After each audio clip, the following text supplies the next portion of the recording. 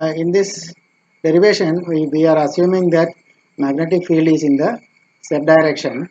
So precession is in the xy plane. So so we have to in the xy plane, electron will have an average value of x and average value of y. So the circle is in the xy plane. So this this orbit is precessing about a z axis. So the average value of radius will be in the xy plane. So average value of x and y we have to take, and x square plus y square will be equal to r square. That is the equation of the circle. So we have to take average value of x square and average value of y square in order to calculate the average radius of precession. And generally we can have electron rotating in 3 dimensions. So if it is a circular orbit, it can make the rotation can be over a sphere of radius r. So it can rotate in any direction. The orbit can be in any direction. So average value of x square will be equal to average value of y square will be equal to average value of z square. That will be equal to radius of the orbit. And generally x, y, z and r all are having equal status.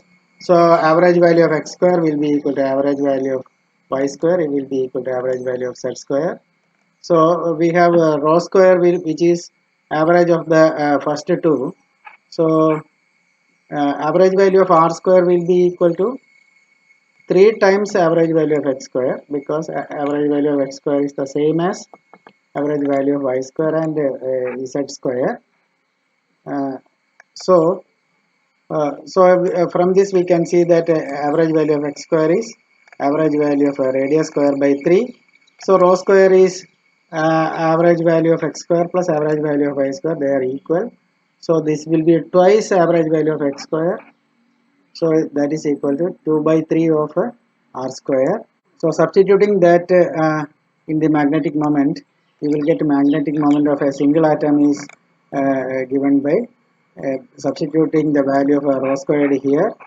And if atom is having z electrons, if the atom is the atomic number of atom is z, there will be z electrons revolving in orbits.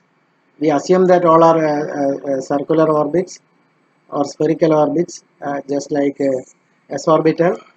So we get z times that expression. So that is multiplied by z here. Magnetization is total dipole moment per unit volume. Suppose there are n atoms per unit volume.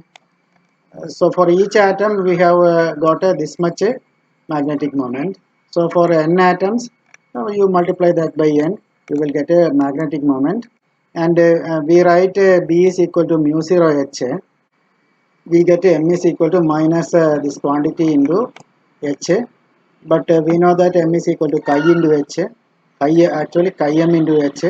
So diamagnetic susceptibility. Comparing this equation, we get a diamagnetic susceptibility is equal to this much. One important observation which we can have from this expression is that this diamagnetic susceptibility is independent of temperature. That depends only on the average radius of the orbits, atomic number, and number of atoms per unit volume. These quantities. This is the mass of the electron, and its typical value for average radius of general atoms is of the order of 10 raised to minus 5. It is found that experimental value also are of the same order. So that proves the success of the Langevin theory of diamagnetism. Thank you.